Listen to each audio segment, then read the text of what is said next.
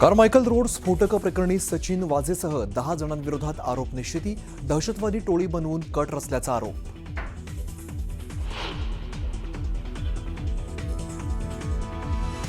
सजा देना, अदालतों के चक्कर कटवाना, समाज में उनको प्रताड़ित करना, इससे हम परिस्थितियां नहीं बदल पाएंगे।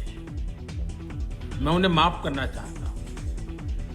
जंतर मंतरवर आंदोलनात अपशब्द वापरणाऱ्या विद्यार्थ्यांना पंतप्रधान मोदींनी केलं माफ, तर आत्महत्या केलेल्या विद्यार्थ्यांच्या कुटुंबाची माफी मागा, उद्धव ठाकरेंचा मोदींना टोला।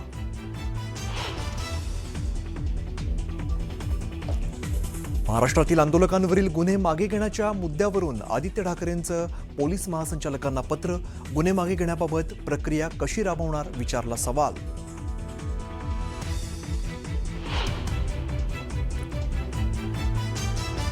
शिवसेनेचं धनुष्यबाण हे निवडणूक चिन्ह आपल्यालाच मिळणार, उद्धव ठाकरेंना आत्मविश्वास।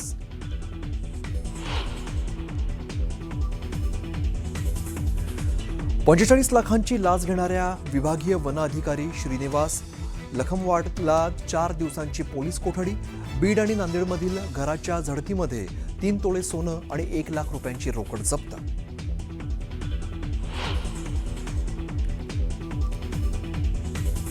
बिहारमध्ये टेलिफोन ऑपरेटरने मंत्र्यांकडेच मागितली लाच, मदत निधीच्या बदल्यात 50,000च्या लाचेची मागणी।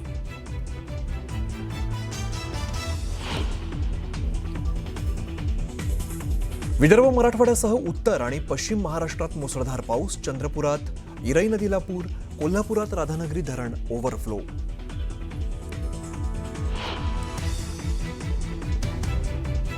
गुजरातच्या अनेक जिल्ह्यांना पुराचा विळखा, तापी, डांग, सुरत, आणंद, छोटा उदयपूरमधील शेकडो गावांचा संपर्क तुटला।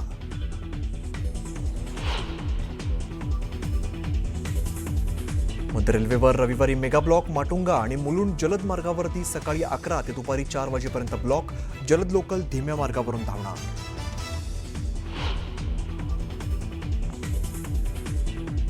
कॉमनवेल्थमध्ये भारतीय महिला बॉक्सरचा डंका, 54 किलो वजनी गटामध्ये प्रीती पवारने तर 57 किलो वजनी गटामध्ये जॅस्मिनने पटकावलं सुवर्ण पदक।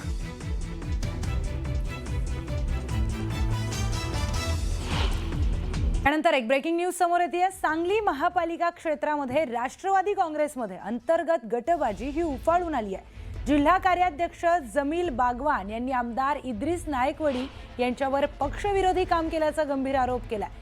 महापालिका निवडणुकीमध्ये अधिकृत उमेदवारांऐवजी इतर पक्षांना मदत केल्यामुळे राष्ट्रवादीचा महापौर होऊ शकला नाही असा दावा त्यांनी केलाय।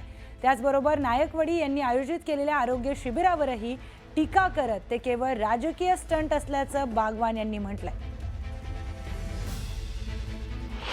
खरं बघायला गेले तर दादाला इद्रिसभाईकडनं फार मोठी अपेक्षा होती आणि इद्रिसभाईने जर दादाचा मान सन्मान ठेवून पक्षाचं काम बरोबर इमानदारीने जर केलं असता तर आज महापौर राष्ट्रवादी काँग्रेसचा त्या ठिकाणी बसला असता। ज्या माणसानं, ज्या दादानं आमदारकी दिली की मुस्लिम समाजाने अल्पसंख्याक समाजाचा फायदा होऊ दे म्हणून, सभागृहामध्ये विषय मांडू दे म्हणून, त्या माणसानं दादाच्या विरोधमध्ये जाऊन, पक्षाच्या विरोधमध्ये जाऊन हे काम केलं। लोकनेते स्वर्गीय अजितदादा पवार यांच्या जयंतीनिमित्त आमदार इद्रिस नायकवडेनं जो आरोग्य शिबिर घेतलं आहे ते एक ढोंग आहे। यानंतर एक ब्रेकिंग न्यूज समोर येते। महसूल दिनानिमित्त अलिबाग येथे झालेल्या शासकीय कार्यक्रमात खासदार सुनील तटकरे यांनी जिल्हा परिषद निधीच्या असमान वाटपावरून आणि शासकीय निमंत्रण पत्रिका न मिळाल्यामुळे संताप व्यक्त केलाय। जिल्हा परिषद अध्यक्ष मंगेश वाकडेकर यांच्याशी बोलताना त्यांनी नाराजी व्यक्त केली। निधी वाटपामध्ये अन्याय झाल्याचा आरोप करत त्यांनी वाकडेकर यांना धारेवर धरले। तर या घटनेनंतर बावनकुळेंनी दिलगिरी व्यक्त केली। मात्र शिवसेना आमदार महेंद्र दळवींनी तटकरेंवर जोरदार निशाणा साधलाय। चांगल्या कार्यक्रमांमध्ये वाद निर्माण करणं ही तटकरे कुटुंबाची कार्यपद्धती असल्याची टीका त्यांनी केली आहे। अलिबाग येथे आयोजित छत्रपती शिवाजी महाराज महाराजस्व समाधान शिबिर अभियान व महसूल दिन कार्यक्रमात आमंत्रणाच्या मुद्द्यावरून मोठं नाराजी नाट्य पाहायला मिळालंय। कार्यक्रमादरम्यान खासदार सुनील तटकरे यांनी प्रोटोकॉलचा मुद्दा उपस्थित करत रायगड जिल्हा परिषद अध्यक्ष मंगेश वाकडीकर यांच्यावर भर कार्यक्रमामध्ये संताप व्यक्त केला। त्यानंतर महसूल मंत्री चंद्रशेखर बावनकुळे यांनी मंचावरून दिलगिरी व्यक्त करत माफी मागितली। या घडामोडीनंतर आता स्थानिक आमदार महेंद्र दळवी यांनी सुनील तटकरे यांच्यावर जोरदार पलटवार केलाय। चांगल्या कार्यक्रमांमध्ये वाद निर्माण करणं हा तटकरे कुटुंबाचा गुणधर्म आहे। लोकांना कमी लेखून राजकीय फायदा घेण्याची ही त्यांची कार्यपद्धती आहे, अशी टीका त्यांनी केली। गोगावले साहेब, तटकरे साहेब सर्वांचा या ठिकाणी मी माफी मागतो विभागातर्फे की आमच्या विभागाने थोडी गल्लत केली आहे, पण यापुढे मात्र आमचा विभाग अशी कुठलीही गल्लत करणार नाही। आपल्या जिल्ह्याचा मानसन्मान, लोकप्रतिनिधीचा मानसन्मान प्रशासन पूर्ण राखेल। आणि तो शासनाचा कार्यक्रम होता, लाभार्थ्यांना लाभ देण्याचा कार्यक्रम होता।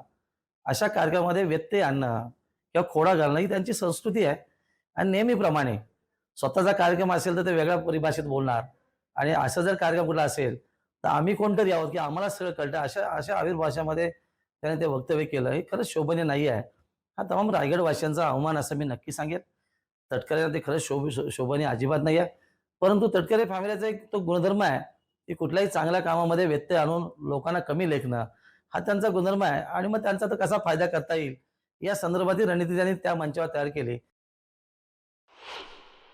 नाही, नाराजीचा सूर असाच होता की अध्यक्ष आणि सभापती यांच्यावर त्यांचा जो संवाद जो चालू होता तो असाच संवाद होता की जिल्हा परिषदेच्या निधी वाटपा संदर्भात जो रेशो ठरला त्यांना 40% निधी पाहिजे होता असं त्यांचं व्यक्तिमत होतं। कारण त्यांच्याकडे त्यांनी स्थापन करण्याच्या अगोदर त्यांनी काँग्रेस आणि उभाटाला जवळ केली होती, आणि म्हणून त्यांच्याकडे थोडा संख्याबळ जास्त होता। पण महायुती धरून आम्ही सत्तेत सहभागी झालो, तर मग सत्तेचा समान वाटप तिघांना आम्ही 33% वाटप केल्यानंतर हे महाशय चिडले आणि त्यांच्यावरती, आणि त्याचा राग त्याग व्यक्त करताना या कार्यक्रमामध्ये मी कसा व्यत्यय आणता येईल अशा पद्धतीची परिभाषा त्यांनी त्यांच्या परिभाषणामध्ये केली।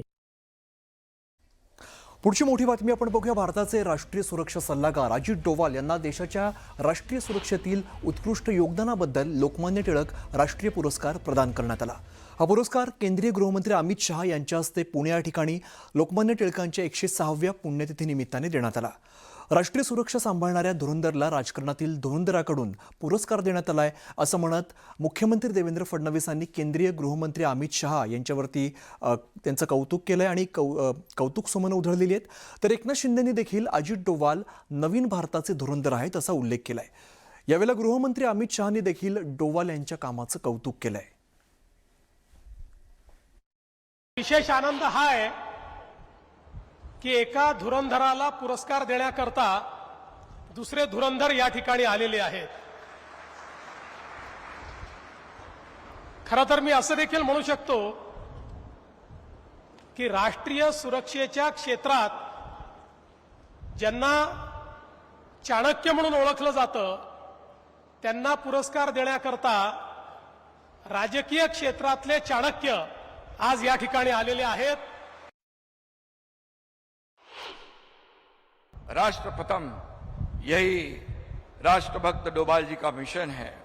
अजीत डोभाल जी को अक्सर क्या कहने का, अभी रोहित ने तो धुरंधर की बात कही है, जेम्स बॉन्ड, भारत का जेम्स बॉन्ड, अभी जेम्स बॉन्ड का जमाना चला गया है। डोभाल साहब को नए भारत का असली धुरंधर कहे जाना भी उचित होगा।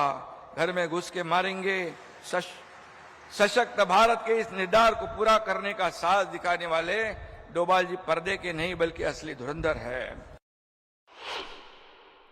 हमारी सेना की सुरक्षा क्षमता और आक्रामक क्षमता को आमूल चूर परिवर्तित करने का काम ये 12 साल में नरेंद्र मोदी जी ने किया है, और इसमें डोभाल साहब का बहुत बड़ा योगदान है। जब मोदी जी